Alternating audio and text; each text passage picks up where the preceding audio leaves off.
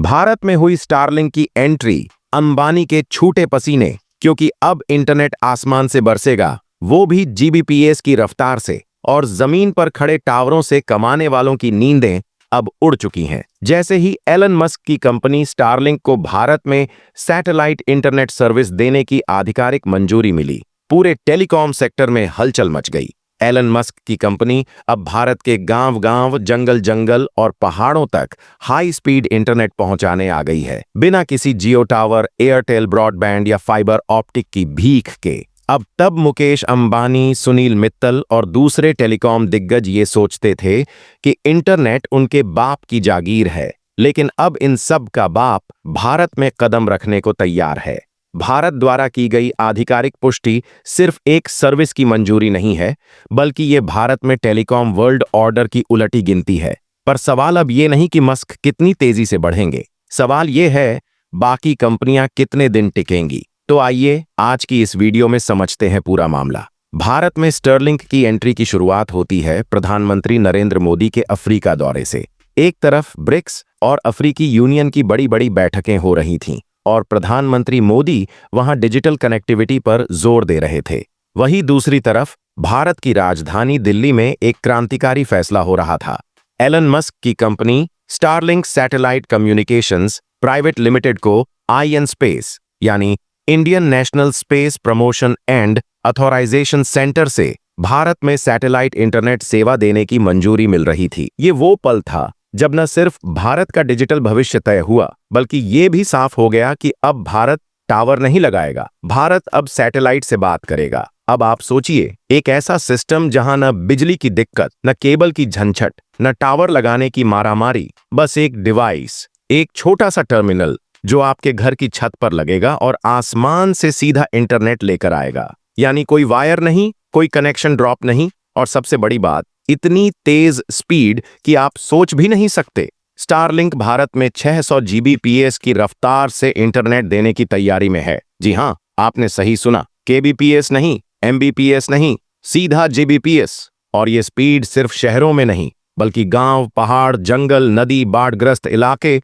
और भूकंप जैसे आपदा क्षेत्रों तक पहुंचेगी। अब सवाल ये उठता है कि यह सिस्टम काम कैसे करता है। स्टारलिंक लो अर्थ ऑर्बिट सैटेलाइट्स यानी पृथ्वी से 540 से 570 किलोमीटर की ऊंचाई पर तैनात छोटे छोटे उपग्रहों का एक नेटवर्क है। अभी तक 448 सैटेलाइट्स इसकी योजना में है। इन सैटेलाइट्स से इंटरनेट सिग्नल सीधे एक ग्राउंड स्टेशन तक आता है, से घर में टनल तक, बिल्कुल वैसे जैसे टीवी डिश एंटीना काम करता है। लेकिन यहां स्पीड और टेक्नोलॉजी का लेवल बिल्कुल अगला है। लो अर्थ ऑर्बिट का मतलब है बहुत कम लेटेंसी, यानी इंटरनेट रिस्पॉन्स टाइम बहुत कम। इसका मतलब हुआ कि अब आप 4 के वीडियो स्ट्रीम करें, ऑनलाइन गेम्स खेलें, जूम मीटिंग्स करें या बच्चों की क्लासेस हों, सब कुछ बिना किसी रुकावट के चलेगा।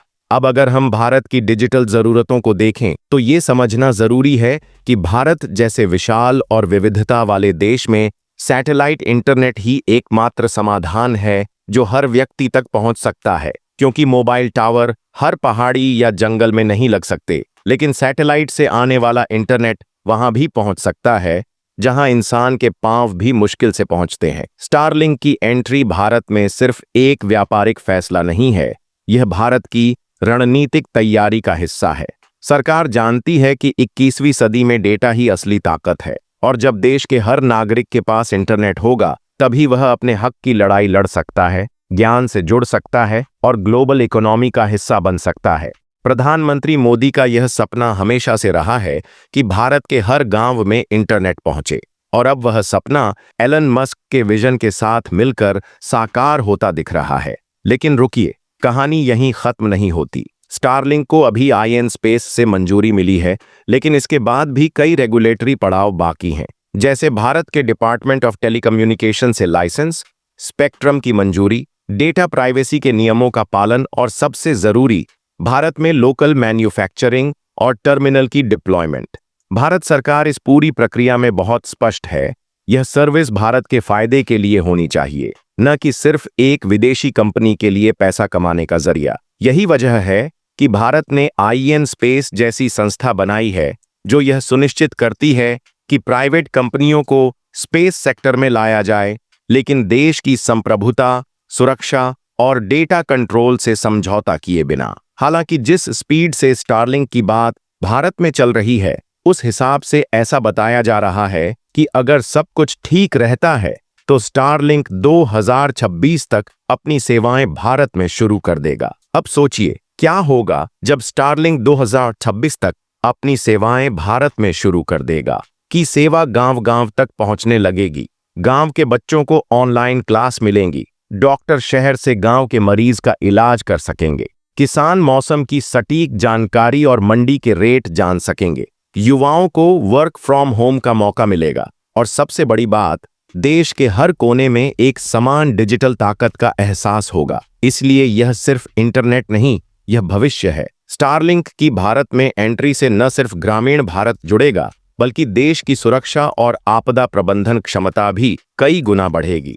जब बाढ़ आएगी, जब भूकंप होगा, जब कोई प्राकृतिक आपदा आएगी तो मोबाइल टावर गिर सकते हैं, लेकिन आसमान से आने वाला इंटरनेट नहीं रुकेगा। अब जब एलन मस्क की कंपनी भारत में कदम रख चुकी है, तो आप अंदाजा लगा सकते हैं कि भारत ग्लोबल डिजिटल मैप पर कहां खड़ा होने वाला है। और इसीलिए पहले ही करीब 2 लाख लोग स्टारलिंक के लिए प्री बुकिंग कर चुके हैं। यह आंकड़ा अपने आप में दिखाता है कि लोग इस बदलाव के लिए कितने तैयार हैं, क्योंकि जैसा आपने देखा होगा कि भारत की टेलीकॉम कंपनियां समय समय पर अपने प्लान का रेट बढ़ाती जा रही है और उस हिसाब से कनेक्शन भी नहीं मिलता है, न कॉल करने के लिए न डेटा यूज करने के लिए। लेकिन स्टारलिंक की एंट्री के बाद अब यह डिजिटल कनेक्टिविटी सिर्फ शहरों तक सीमित नहीं रहेगी, बल्कि हिमालय की ऊंचाइयों से लेकर अंडमान के द्वीपों तक, राजस्थान के रेगिस्तान से लेकर उत्तर पूर्व के जंगलों तक हर जगह इंटरनेट पहुंचेगा।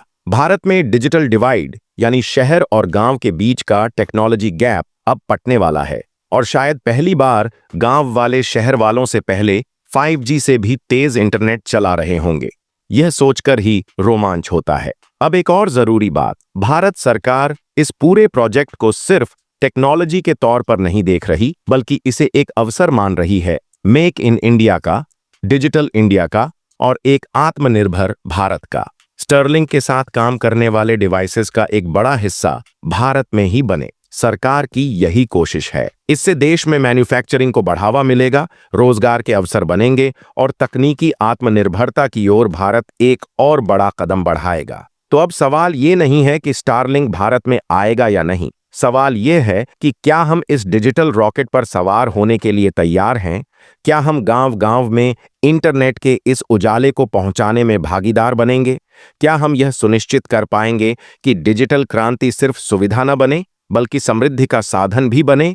क्योंकि यह एक मौका है, वो मौका जो हर सदी में एक बार आता है। अब जब सरकार तैयार है, एलन मस्क तैयार हैं, टेक्नोलॉजी तैयार है, तो क्या आप तैयार हैं? कमेंट सेक्शन में अपनी राय जरूर दें। वीडियो पसंद आई हो तो वीडियो को लाइक करें और अपने दोस्तों के साथ भी शेयर करें। और ऐसी ही और वीडियोस के लिए चैनल को सब्सक्राइब करके बेल आइकॉन को भी ऑन कर लें। जय हिंद, जय भारत।